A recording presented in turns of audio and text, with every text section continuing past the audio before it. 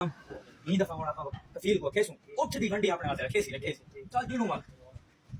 हे तब भुखा कफील एक दे सिर है आज दफा आज दे सिर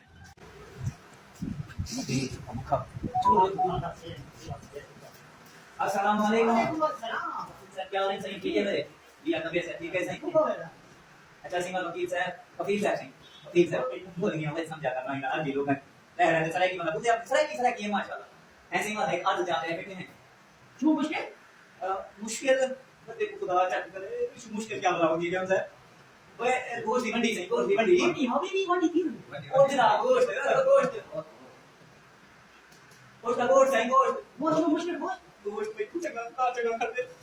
सही गोश्त है मंडी ये मंडी की अरे जा वहां की मेरे को लगे ओए सही मंडी मंडी गोश्त अभी भी अकाल गोश्त